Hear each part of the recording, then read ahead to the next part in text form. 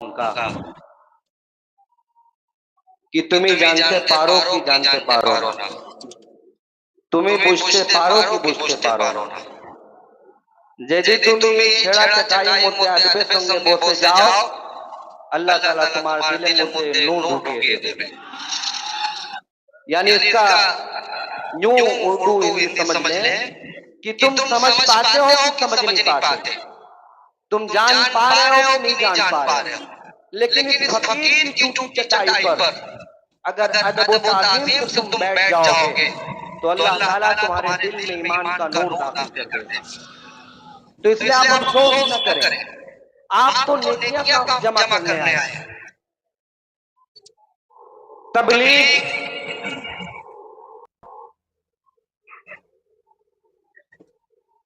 اور اس کے جو بھی مختلف ذرائع ہیں دنیا میں، اللہ اس کے رسول صلی اللہ علیہ وسلم کی تبلیغ و اشاعت کا جس ذریعے سے کام ہوتا ہے وہ آج اس ٹیکنالوجی کے دور میں سب مہیا ہے، سب انتظام۔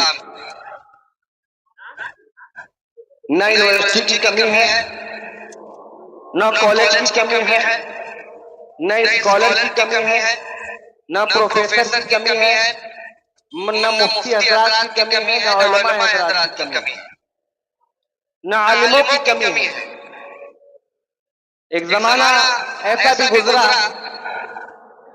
کہ لوگ دین کو حاصل کرنے کے لیے سینکڑوں میل کی دوری طے کرتے تھے، تب انہیں دین کا علم سیکھنے کو ملتا تھا۔ لیکن آج ایسا دور ہے کہ آپ گھر میں بیٹھ کے بھی دین کا علم سیکھ سکتے ہیں۔ لیکن فرق یہ ہے کہ اگر صرف کتابوں کے نالج سے اگر کوئی ڈاکٹر بن جائے تو پھر اس کو کسی ڈاکٹر کے پاس پریکٹیکل کرنے کی ضرورت کیا ہے؟ جب انسان بی ایڈ کرتا ہے، جو شکشا وبھاگ سے ایڈوکیشن سے جڑے ہوئے لوگ ہیں ان سے آپ پوچھیں گے تو وہ آپ کو بتائیں گے کہ جو بی ایڈ کرتا ہے تو بی ایڈ کے ساتھ ساتھ اس کو ٹریننگ دی جاتی ہے پڑھانے کی۔ کتاب کا مطالعہ الگ، یعنی کتاب سے جو پڑھا الگ، اس کے بعد جو ہے اس کو ٹریننگ پہ بھیجا جاتا ہے کیسے کی جاتی ہے۔ میں آپ کو ایک دنیاوی مثال دے کے گزر رہا ہوں۔ قرآن اور حدیث مبارکہ کے ذریعے اگر آدمی کمال درجے تک پہنچ جائے تو پھر اس کو کسی اولیاء اللہ کے پاس آنے کی ضرورت نہیں ہے۔ لیکن یہ ممکن ہی نہیں ہے۔ کیوں؟ کیونکہ قرآن کو پڑھ تو سکتا ہے اس کے، لیکن قرآن سے جو نوریں نکل رہی ہیں، جو کرنیں نکل رہی ہیں اللہ اس کے معرفت کی، وہ اس کے سینے میں تب آئے گا جب تک وہ کسی کامل شیخ کے دربار میں نہیں جائے گا۔ اللہ کی معرفت کو وہ اس وقت پا ہی نہیں سکتا اس وقت تک جب تک کسی کامل اولیاء اللہ سے نسبت قائم نہیں کرے گا۔ یہ آپ سمجھ لیجیے، کیونکہ جو علم کی حقیقت ہے، علم کی حقانیت ہے، جو تصوف ہے، جو اسلام کا اصل ہے، وہ ہے نسبت سے، وہ ہے تعلق سے، وہ ہے صحبت سے۔ پیشتر جو بیان کر رہے تھے، گلستہ کا حوالہ جو دے رہے تھے، شیخ سعدی نے ارشاد فرمایا کہ ایک جو زہریلا سانپ ہے اگر وہ ڈس لے تو اس کے زہر سے آدمی مر جائے گا، کوئی بچا نہیں پائے گا، لیکن اگر زہر سے ڈسے گا جس کو وہ اکیلا مرے گا۔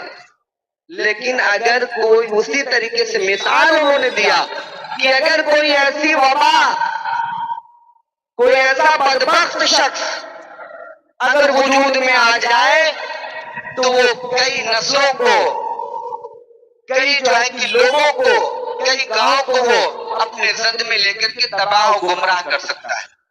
اسی کی دوسری مثال انہوں نے دیا، شیخ سعدی ارشاد فرماتے ہیں کہ اسی طرح ایک نیک شخص جو ہے اس کی صحبت سے جانے سے فائدہ یہ ہوتا ہے کہ وہ خود نیک ہوتا ہے اور اس کے پاس آنے والے بھی نیک ہو جاتے ہیں۔ عزیزوں، اب آپ یہ بتائیں کہ دربار حقانی انجمن میں آپ جو تشریف لے آئے یہ قرآن و حدیث کے مطابق یہاں آئے یا اپنی مرضی سے چلے آئے؟ پہلے یہ سمجھنے کی ضرورت ہے، بہت ضروری ہے۔ کیوں؟ کیونکہ یہی تو اصل ہے، یہی تو سمجھنے کی ضرورت ہے۔ اطیعوا اللہ واطیعوا الرسول واولی الامر منکم، اللہ نے قرآن کریم میں ارشاد فرمایا اطاعت کرو اللہ کی، اطاعت کرو رسول پاک علیہ الصلوۃ والتسلیم کی، اور اطاعت کرو ان کی جو تم میں سے صاحب حکم ہے۔ کہیے سبحان اللہ۔ اب آپ یہ بتائیے کہ اطاعت الہی اللہ کو پانے کے لیے کافی نہیں ہے؟ اللہ تو بے نیاز ہے، اللہ تو ہر شے پہ اپنی قدرت رکھتا ہے، پھر یہ حکم کیوں دے رہا ہے کہ میری اطاعت کرو، میرے رسول کی اطاعت کرو، اور ان کی اطاعت کرو جن کو ہم نے صاحب حکم بنا رکھا ہے؟ یہ صاحب حکم کون لوگ ہیں؟ یہ اولی الامر کون لوگ ہیں؟ اللہ اس کے رسول کے بعد یہ تیسرا کون آ گیا؟ یہی تو کانسیپٹ ہے، یہی تو سمجھنے کی ضرورت ہے۔ اسی کے ذریعے تو انسان ایمان و ہدایت کی طرف آئے گا۔ کیوں؟ کیونکہ یہ قرآن کریم تو ہمیشہ ہمیشہ کے لیے ہے، اور نبی کریم علیہ الصلوۃ والتسلیم جب تک باحیات تھے تب تک تو صحابہ کرام جا کر کے ان سے فیض و برکات حاصل کرتے رہے۔ کہیے سبحان اللہ۔ ایمان حاصل کرتے رہے، اللہ کی معرفت حاصل کرتے رہے، طریقت حاصل کرتے رہے، حقیقت کو سمجھتے رہے۔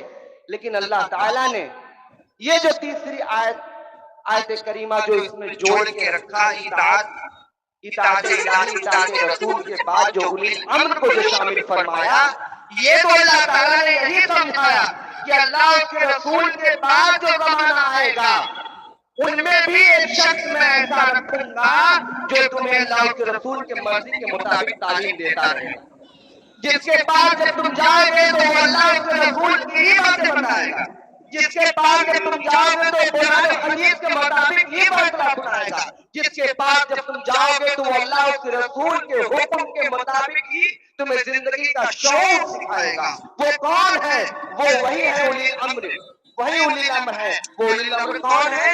رسول کریم علیہ الصلوۃ والتسلیم کے بعد تابعین۔ کہیے سبحان اللہ۔ اس کے بعد تبع تابعین، اس کے بعد ائمہ مجتہدین، اس کے بعد کون؟ کامل اولیاء اللہ۔ اور تا قیامت دنیا جب تک باقی رہے گی اللہ ان تمام اولی الامر کو دنیا میں باقی رکھے گا تاکہ لوگ ان کے پاس جا کر ایمان و ہدایت حاصل کریں۔ اور آج اگر آپ حقانی دربار میں ہیں تو یقیناً قرآن و حدیث کی روشنی کے مطابق ہیں، بلا شک و شبہ آپ یہاں آئے تو اللہ اس کے رسول کے حکم کے مطابق آئے۔ بلا شبہ اگر آپ کو یہاں سے ایمان کی دولت ملے گی تو اللہ اس کے رسول کے حکم کے مطابق ہی ملے گی۔ بلا شبہ اگر آپ یہاں سے اللہ اس کے رسول کی دین سیکھتے ہیں تو یقیناً یہ دین بلا کسی رد و بدل کے اللہ اس کے رسول کے ہی پورے عمل پر چل رہا ہے۔ یہ دربار مطابق رسول کریم علیہ الصلوۃ والتسلیم پہ چل رہا ہے۔ گویا کہ یہاں پہ آنا، بیٹھنا، اٹھنا، ذکر کرنا، نماز پڑھنا، تسبیح پڑھنا، تمام جو اردو وظائف ہیں وہ سب کے سب اللہ کے رسول کی طرف لے جانے والے راستے ہیں۔ یہ سمجھنے کی ضرورت ہے، ایسے آپ نہیں آئے۔ میں آپ کو بتاتا چلوں قرآن کریم میں سورہ کہف کے اندر اللہ تبارک و تعالیٰ نے اپنے ولیوں کو، اپنے ماننے والوں کو، اپنے اللہ کی طرف جن کی رغبت تھی، محبت تھی، اطاعت الہی جن کے اندر تھی، اللہ نے انہیں کبھی تنہا نہیں چھوڑا۔ سورہ کہف کے اندر اللہ تبارک و تعالیٰ نے جو قرآن کریم کی جو آیتیں نازل فرمائی ہیں اس میں صاف طور پہ، واضح طور پہ جو اللہ نے بیان فرمایا کہ وہ جو چند افراد تھے جن کی قوم گمراہی میں پڑ گئی، اللہ کی حقانیت کو چھوڑ دیا ان لوگوں نے اور غیر اللہ کی طرف جب چلے گئے تو انہوں نے کہا کہ یہ کیسے دیوانے اور مجنون ہو گئے جو اللہ کی نافرمانیوں میں پڑ گئے۔ تو اللہ نے انہیں کہا کہ تم چھوڑ چلو، کہاں؟ غار کی طرف چلو، اور وہ غار کی طرف چلے، اور قرآن کریم میں اللہ نے ارشاد فرمایا کہ ہم سر و سامان مہیا کر دیں گے. کہیے سبحان اللہ. یعنی اللہ کہہ رہا ہے کہ تم چلو، ان گمراہ لوگوں سے ہٹو، غار کی طرف آؤ، اس غار میں چلو جہاں درخت نہیں ہے، جہاں پکا ہوا کھانا نہیں ہے، جہاں نرم نرم بستر نہیں ہے، جہاں کولر اور اے سی نہیں ہے، جہاں پر کنکر مٹی کی زمین ہے، وہ غار چھپی ہوئی جگہ ہے جو چاروں طرف سے ڈھکی ہوئی ہے. تم اس میں چلو، اپنے ایمان کو بچاؤ، اور ہم تمہیں وہاں سر و سامان مہیا کر دیں گے تمہارے لیے. اور اس غار میں کہا گیا کہ 3 تھے، چوتھا ان کا کتا تھا. بیان ہوا قرآن کریم میں کہ وہ 5 تھے، چھٹواں ان کا کتا تھا. 7 تھے، 8واں ان کا کتا تھا. ایک بات ذرا بتائیے، ایک چھوٹی سی اگزامپل ہے کہ کیا کبھی آپ نے سنا ہے کہ 4 آدمی ایک ساتھ ہوں اور کتا ان کے ساتھ ہو تو کہنے والا یہ کہے کہ 4 اور 5واں ان کا کتا؟ بہت سمجھنے کی بات ہے. کتے کی انسان کے ساتھ گنتی کی کیا ضرورت ہے؟ ارے وہ 4 ہیں، ایک ان کا کتا ہے. سمجھیے، وہ 5 ہیں، ایک ان کا کتا ہے. آدمی 6 ہیں، ایک ان کا کتا ہے. سمجھیے اللہ تعالیٰ کیا بتا رہا ہے. وہ 5 ہیں، چھٹواں ان کا کتا ہے. سیریل سے اللہ گنتی کر رہا ہے. وہ 5 ہیں، وہ 6 ہیں، 7واں ان کا کتا ہے. اللہ تعالیٰ کو جو صحیح گنتی معلوم تھی، لیکن قرآن کریم میں یہ بات واضح ہو رہی ہے کہ جب اللہ والوں کے ساتھ اگر تمہاری نسبت ہوگی تو ان کے ساتھ ہی تمہاری گنتی ہوگی. جب کتے کو اللہ نے انسان کے ساتھ رہنے کی وجہ سے اللہ تعالیٰ نے اس کی گنتی قرآن کریم میں ارشاد فرمائی، تو یار ہم تو اشرف المخلوقات میں سے انسان ہیں. جب اللہ نے کتے کو نہیں چھوڑا تو ہمیں اور آپ کو کیسے چھوڑ سکتا ہے؟ اور وہ کتا ان لوگوں کے ساتھ گیا، غار میں ٹھہر گئے، اور وہ کتا جو غار کے منہ پہ دونوں ہاتھوں کو پھیلا کر غار کی طرف منہ کر کے بیٹھ گیا. اور وہ اللہ مدد کیسے اپنے بندوں کی طرف کرتا ہے. سورج نکلتا، روشنی پڑتی تو اللہ کہہ رہا ہے کہ ہم روشنی کو دوسری طرف پلٹا دیتے. کہیے سبحان اللہ. جب سورج طلوع ہوتا تو ہم اس کی کرنوں کو دائیں طرف کر دیتے، اور جب وہ غروب ہوتا تو اس کی کرنوں کو بائیں کی طرف کر دیتے، تاکہ سورج کی تپش سے ان کو تکلیف نہ پہنچے. جب اللہ تعالیٰ دنیا میں ہی اپنے ماننے والوں کے لیے اتنا انتظام فرما دے کہ سورج کی تپش بھی ان کو پریشان نہ کر سکے، سورج کی کرنوں کو اللہ موڑ دے رہا ہے، تو قربان جاؤ میرو کہ جو اللہ اس رسول کی دیوانے ہیں تو روز محشر میں وہ کیسے پریشان ہو سکتے ہیں، کیسے ان کو اللہ تکلیف میں ڈال سکتا ہے. سورج کی کرنوں کو اللہ تبارک و تعالیٰ بدل رہا ہے. اور کیا ہے، اور کیا ہے، اللہ تبارک و تعالیٰ نے تقریباً 300 سال تک ان کو اس غار میں رکھا. 300 سال تک. 300 سال بعد جب وہ اٹھے تو ان میں سے ایک نے کہا کہ ہم کتنی دیر تک سو رہے، تو ایک نے کہا کہ دن بھر یا اس سے زیادہ. کہیے سبحان اللہ، یہ بھی اللہ کی قدرت ہے. 300 سال سلانے کے بعد جب اٹھایا تو ان کو ایسا لگا کہ آج دن بھر سو کے ہم اٹھے. اللہ نے کہا یہ نشانی ہے ان لوگوں کے لیے جو قیامت آ کے رہے گی، اس کے بعد ہم لوگوں کو اٹھائیں گے. اللہ تعالیٰ نے یہ دکھایا. حضرت عزیر علیہ السلام کو اس طرح سے دکھایا تھا. ان کے دل میں جو یہ خیال پیدا ہوا کہ اللہ تعالیٰ کیسے مارے گا پھر اٹھائے گا، یہ کیسے ہوگا. اللہ تعالیٰ نے 100 سال تک کے لیے حضرت عزیر علیہ السلام کو سلا دیا. 100 سال کے بعد اٹھایا اور کہا عزیر کتنے دن سوئے؟ بولے اللہ 1 گھنٹہ یا 1 دن. بولے نہیں، پورے 100 سال کے بعد اٹھے ہو. کہیے سبحان اللہ. قرآن کریم میں اللہ تبارک و تعالیٰ نے واضح طور پہ بیان کیا. کیا مطلب ہے؟ مطلب یہ ہے کہ جب آپ کی نسبت کامل شخصیت کے ساتھ ہوگی تو قرآن کریم نے واضح طور پہ بیان کیا. اور سنیے، کوئی کتا جنت میں نہیں جائے گا. کتا بھی کہیں جنت میں جائے گا؟ بتائیے. تو ناپاک ہے، نجس ہے، اس کا بھیگا چھو لینے پہ حرام ہے. وہ اگر کپڑے میں لگ جائے اس کا بھیگا ہوا تو پھر اس کو دھلنا پڑے گا، بدلنا پڑے گا. لیکن ایک کتا جنت میں جائے گا. کون؟ وہ ولیوں کے ساتھ جو غار میں گیا تھا. کہیے سبحان اللہ. لیکن کتے کی شکل میں نہیں جائے گا، اللہ تعالیٰ اس کی شکل کو بدل دے گا. پتا کیا، شکل تو بدل دے گا الگ بات، لیکن اصل تو وہ کتا ہی تھا. اصل تو وہ کتا ہی تھا. قربان جاؤ اے لوگوں، قرآن کریم ہے، سمجھو تو صحیح، پڑھو تو صحیح، اس کی حقیقت کو جانو تو صحیح کہ کیا کہتا اللہ تعالیٰ. اللہ نے یہ کہا اگر ولی کے ساتھ کتا دوستی کر لے تو ہم اس کو جنت میں داخل کر دیں. اگر انسان دوستی کرے تو جنت میں کیسے نہیں جائے گا؟ یہی تو سمجھنے کی ضرورت ہے. مولانا دان گاشی رحمت اللہ علیہ رشد و ہدایت کا ذریعہ بن کر کے بارگاہ باغمانی کی سرزمین پر جو جلوہ افروز ہے، جن کے روضے پر نور و تجلی کی بارش ہو رہی ہے ہمہ وقت، میرے عزیزوں وہ کیوں انہوں نے اطاعت الہی میں اللہ کو حاصل کیا، معرفت الہی کو پایا، اپنے آپ کو فنا اور بقا کی منزلوں تک لے گئے. اللہ تبارک و تعالیٰ تبھی آج زمانے کا مجدد بنا کر کے اٹھایا ان کو. زمانے کا مجدد ایسے نہیں کوئی بنتا. زمانے کا مجدد بننے کے لیے اللہ تبارک و تعالیٰ کی خاص رحمت کی ضرورت پڑتی ہے. حضور قبلہ بیان کر رہے تھے، بشر حافظ